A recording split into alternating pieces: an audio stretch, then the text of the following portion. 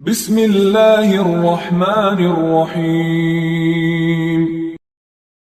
ابو حمید Saadi رضی اللہ عنہ نے بیان کیا کہ ہم غزوہ تبوک کے لیے نبی کریم صلی اللہ علیہ وسلم کے ساتھ جا رہے تھے۔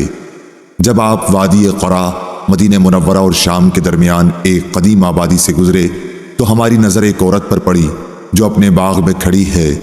رسول اللہ صلی اللہ علیہ وسلم نے صحابہ رضی اللہ عنہم سے فرمایا کہ اس کے پھلوں کا اندازہ لگاؤ کہ اس میں کتنی کھجور نکلے گی۔ حضور اکرم صلی اللہ علیہ وسلم نے 10 وسق کا اندازہ لگایا، پھر اس عورت سے فرمایا کہ یاد رکھنا اس میں سے جتنی کھجور نکلے۔ جب ہم تبوک پہنچے، آپ صلی اللہ علیہ وسلم نے فرمایا کہ آج رات بڑے زور کی آندھی چلے گی، اس لیے کوئی شخص کھڑا نہ رہے، اور جس کے پاس اونٹ ہوں تو وہ اسے باندھیں۔ چنانچہ ہم نے اونٹ باندھ لیے اور آندھی بڑے زور کی آئی۔ ایک شخص کھڑا ہوا تھا تو ہوا نے اسے جبل طے پر جا پھینکا، اور ایلا کے حاکم یوحنا بن روبہ نے نبی کریم صلی اللہ علیہ وسلم کو سفید خچر اور ایک چادر کا تحفہ بھیجا۔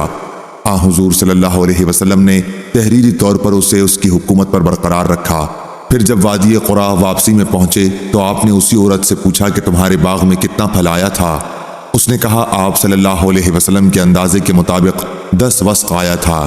اس کے بعد رسول اللہ صلی اللہ علیہ وسلم نے فرمایا کہ میں مدینے جلد جانا چاہتا ہوں، اس لیے جو کوئی میرے ساتھ جلدی چلنا چاہے وہ میرے ساتھ جلد روانہ ہو۔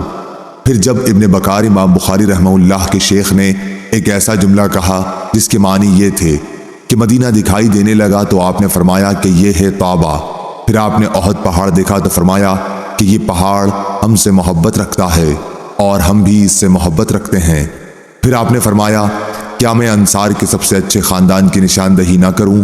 صحابہ رضی اللہ عنہم نے عرض کی کہ ضرور کیجئے۔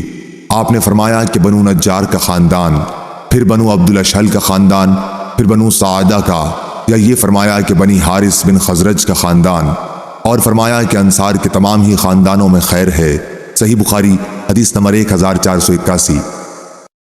اور سلیمان بن بلال نے کہا کہ مجھ سے عمروں نے اس طرح بیان کیا کہ پھر بنی حارث بن خزرج کا خاندان اور پھر بنو سعدہ کا خاندان۔ اور سلیمان نے سعد بن سعید سے بیان کیا، ان سے عمارہ بن غزنیہ نے، ان سے عباس نے، ان سے ان کے باپ سہل نے کہ نبی کریم صلی اللہ علیہ وسلم نے فرمایا احد وہ پہاڑ ہے جو ہم سے محبت رکھتا ہے اور ہم اس سے محبت رکھتے ہیں۔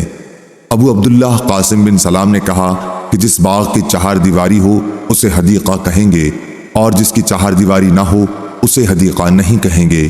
صحیح بخاری حدیث نمبر 1482۔ یونس بن یزید نے خبر دی، انہیں شہاب نے، انہیں سالم بن عبداللہ بن عمر نے، انہیں ان کے والد نے کہ نبی کریم صلی اللہ علیہ وسلم نے فرمایا وہ زمین جسے آسمان بارش کا پانی یا چشمہ سیراب کرتا ہو یا وہ خود بخود نمی سے سیراب ہو جاتی ہو تو اس کی پیداوار سے 10واں حصہ لیا جائے۔ اور ابو عبداللہ امام بخاری رحمہ اللہ نے کہا کہ یہ حدیث یعنی عبداللہ بن عمر کی حدیث کہ جس کھیتی میں آسمان کا پانی دیا جائے 10واں حصہ ہے، پہلی حدیث یعنی ابو سعید کی حدیث کی تفسیر ہے۔ اس میں زکوٰۃ کی کوئی مقدار مذکور نہیں ہے اور اس میں مذکور ہے، اور زیادتی قبول کی جاتی ہے، اور گول مول حدیث کا حکم صاف صاف حدیث کے موافق لیا جاتا ہے جب اس کا راوی ثقہ ہو۔ جیسے فضل بن عباس رضی اللہ عنہ نے روایت کیا کہ نبی کریم صلی اللہ علیہ وسلم نے کعبے میں نماز نہیں پڑھی، لیکن بلال رضی اللہ عنہ نے بتلایا کہ آپ نے نماز کعبے میں پڑھی تھی۔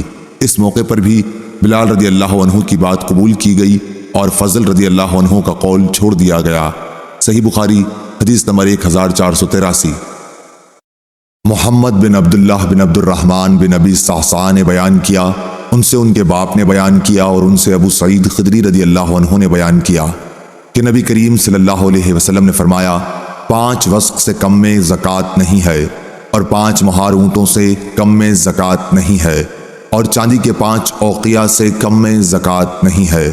ابو عبداللہ نے کہا یہ پہلے تفسیر ہو چکی ہے کہ آپ صلی اللہ علیہ وسلم نے فرمایا اس میں 5 اوسق کے علاوہ صدقہ نہیں ہے، اور ہمیشہ علم میں اہل سبت یا بینوا سے اضافہ ہوا ہے۔ صحیح بخاری حدیث نمبر 1484۔ محمد بن زیاد نے بیان کیا اور ان سے ابو ہریرہ رضی اللہ عنہ نے بیان کیا کہ رسول اللہ صلی اللہ علیہ وسلم کے پاس توڑنے کے وقت زکوٰۃ کی کھجور لائی جاتی، ہر شخص اپنی زکوٰۃ لاتا اور نوبت یہاں تک پہنچتی کہ کھجور کا ایک ڈھیر لگ جاتا۔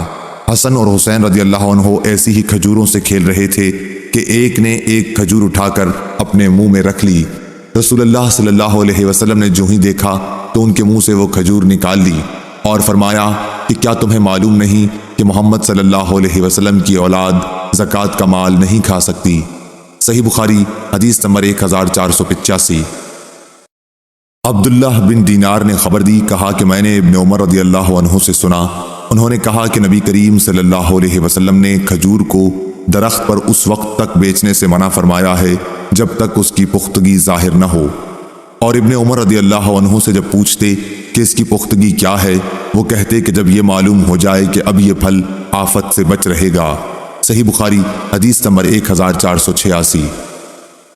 عطا بن ابی رباح نے بیان کیا اور ان سے جابر بن عبداللہ رضی اللہ عنہ نے کہ رسول اللہ صلی اللہ علیہ وسلم نے پھل کو اس وقت تک بیچنے سے منع فرمایا جب تک ان کی پختگی کھل نہ جائے۔ صحیح بخاری حدیث نمبر 1487۔ قتیبہ نے امام مالک سے بیان کیا، ان سے حمید نے اور ان سے انس بن مالک رضی اللہ عنہ نے کہ رسول اللہ صلی اللہ علیہ وسلم نے جب تک پھل پر سرخی نہ آ جائے انہیں بیچنے سے منع فرمایا ہے۔ انہوں نے بیان کیا کہ مراد یہ ہے کہ جب تک وہ پک کر سرخ نہ ہو جائیں۔ صحیح بخاری حدیث نمبر 1488۔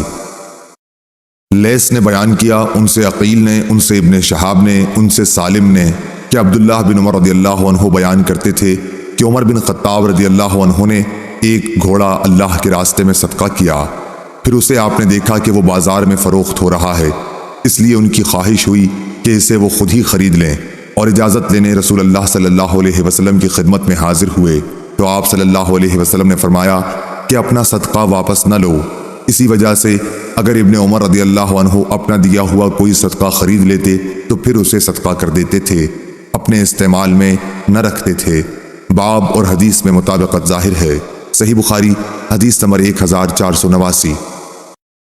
امام مالک بن انس نے خبر دی، انہیں زید بن اسلم نے اور ان سے ان کے باپ نے بیان کیا کہ میں نے عمر رضی اللہ عنہ کو یہ کہتے سنا کہ انہوں نے ایک گھوڑا اللہ تعالیٰ کے راستے میں ایک شخص کو سواری کے لیے دے دیا، لیکن اس شخص نے گھوڑے کو خراب کر دیا، اس لیے میں نے چاہا کہ اسے خرید لوں۔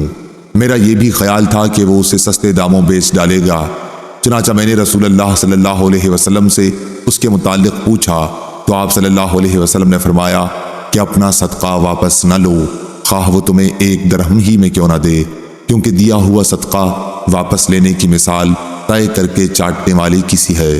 صحیح بخاری حدیث نمبر 1490۔